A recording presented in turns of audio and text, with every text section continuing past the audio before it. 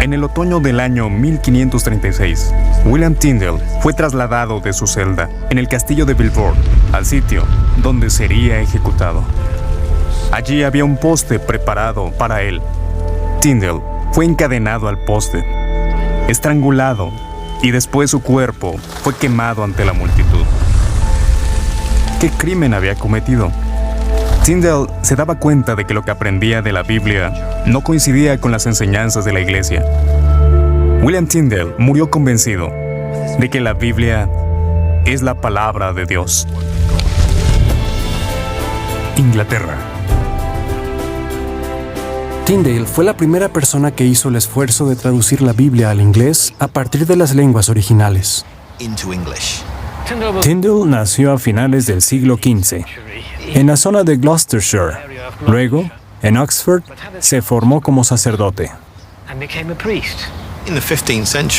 En el siglo XV había enconada oposición a la idea de que la palabra de Dios estuviera al alcance del pueblo en general. La gente escuchaba la Biblia en latín en la iglesia donde el sacerdote la traducía para ellos, pero no tenían acceso a ella directamente. A Tyndale no le permitieron trabajar en su traducción en Inglaterra. Pidió permiso al obispo de Londres para traducir el Nuevo Testamento al inglés a partir del griego, el texto original, pero no se lo concedió. Londres, Inglaterra. La oposición a que se tradujese la Biblia era tan fuerte que Tyndale escribió tiempo después que no había lugar en Inglaterra donde hacerla. Con la ayuda de mercaderes que apoyaban su causa, Tyndale huyó hacia Alemania, donde le sería más fácil trabajar en su traducción al inglés del Nuevo Testamento. Para 1525, la traducción estaba completa, lista para imprimirse. En la Biblioteca Británica, en Londres, averiguaremos qué ocurrió más tarde. La doctora Karen Limper-Hertz, conservadora principal, nos hablará sobre eso. Esta es una copia única de la primera edición del Nuevo Testamento de Tyndale, impresa en Colonia en 1525. El fragmento de Colonia es el único ejemplar conocido. Que se trate de un fragmento indica que traducir era arriesgado. Después de beber varias copas, el encargado de la imprenta le contó a alguien que estaba imprimiendo un Nuevo Testamento proluterano en inglés para un hombre de apellido Tyndale. Eso llegó a oídos de las autoridades y se hizo una redada en la imprenta. Tyndale y sus socios huyeron, así que esto es lo único que queda hoy. Se fueron por el río Rin hasta Worms. Solo pudieron producir una parte de Mateo. Su trabajo era muy peligroso.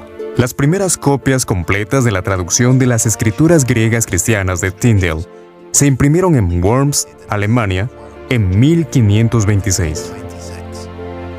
La tirada fue de al menos 3.000 ejemplares. Amberes, Bélgica.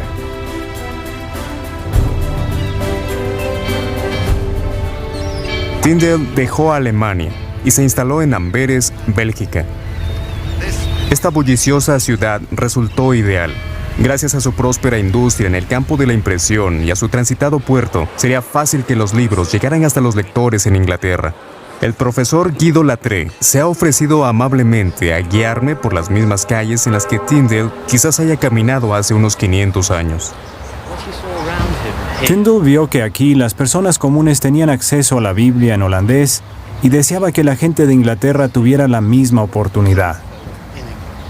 Si alguien quería contrabandear Biblias a gran escala, disponía del puerto marítimo más grande del norte de Europa.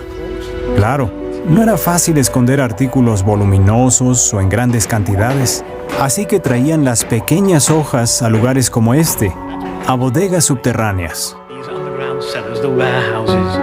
Entre las páginas de libros más grandes que no estuvieran prohibidos, escondían las hojas pequeñas de la traducción de Tyndale. Al llegar a Londres, alguien podía identificar los libros y decir, «Ajá, es en estos libros donde debo buscar para encontrar las hojas sueltas de la Biblia de Tyndale». Había unas 30.000 copias de la Biblia de Tyndale para el tiempo de su muerte. Tyndale fue un gran hombre, audaz, valiente, dedicado. Se arriesgó muchísimo, y eso es algo que nunca deberíamos olvidar. Belvoir, Bélgica. William Tyndale fue encarcelado aquí, en Belvoir, al norte de Bruselas. Estuvo consumiéndose en prisión por más de un año, donde sin duda se daba cuenta de que le esperaba una muerte atroz. A Tyndale se lo respeta por su gran aportación a la lengua inglesa. Pero su obra no fue el mero resultado de las ambiciones de un erudito. Tyndale amaba la Biblia.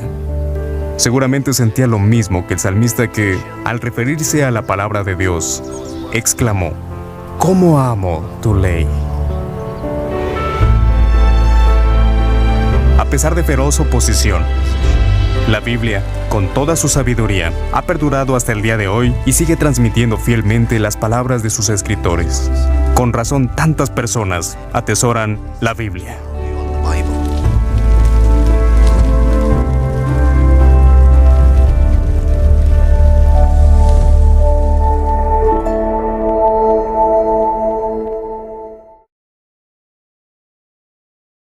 Muchos líderes políticos y religiosos buscaron objetivos contrarios al mensaje de la Biblia. Con frecuencia, muchos se valieron de su autoridad para evitar que las personas poseyeran, reprodujeran o tradujeran las Escrituras. Veamos solo 2 ejemplos de los muchos que intentaron acabar con la Biblia. Alrededor del año 167 antes de nuestra era, el rey de la dinastía seleucida Antíoco Epífanes ordenó destruir todas las copias de las escrituras hebreas, porque quería imponer la religión griega a los judíos. Sus funcionarios hicieron pedazos y quemaron los rollos de la ley donde los encontraban y además mataron a quienes hallaban leyéndolos en busca de fortaleza y consuelo. Esto lo escribió para una prestigiosa revista el historiador Heinrich Gritz. En la Edad Media, a algunos dirigentes religiosos les molestaba que los laicos predicaran lo que la Biblia enseña en lugar de los dogmas y la religiosidad de algunos líderes, católicos, cristianos e incluso judíos. Acusaban de hereje a cualquier laico que tuviera libros bíblicos, a excepción de los salmos en latín. Cierto concilio eclesiástico ordenó que, en cada parroquia, que estuviera bajo su influencia, algunos hombres hicieran lo siguiente: buscar con diligencia, lealtad y frecuencia a los herejes. En todas las casas y cámaras subterráneas que están bajo sospecha, la casa en la que se encuentre un hereje sea destruida. Si los enemigos de la Biblia hubieran logrado acabar con ella, su mensaje se habría perdido. El rey Antíoco centró sus ataques en Israel. Sin embargo, los judíos habían establecido comunidades en otras naciones. Los expertos calculan que, para el siglo I, más del 60% de los judíos vivían fuera de Israel. En sus sinagogas conservaban copias de las Escrituras, las mismas copias que usaron las siguientes generaciones, incluidos también los cristianos. En la Edad Media, quienes amaban la Biblia siguieron traduciendo y copiando las Escrituras a pesar de la persecución. Antes de que se inventara la imprenta de tipos móviles a mediados del siglo XV, al parecer ya había disponibles porciones de la Biblia en nada más y nada menos que 33 idiomas. A partir de ahí, se tradujo e imprimió la Biblia a una velocidad sin precedentes. La traducción de la Biblia al inglés por parte de algunos líderes como William Tyndale sobrevivió a una prohibición, a la quema de ejemplares y a la ejecución del propio Tyndale en el año 1536. A pesar de las amenazas de reyes poderosos y clérigos equivocados, la Biblia es el libro más difundido y más traducido de toda la historia. Ha influido en las leyes y cultura de muchos países, así como en la vida de millones de personas. La Biblia es el libro más difundido de la historia. De hecho, se calcula que se han producido unos 4.800 millones de ejemplares.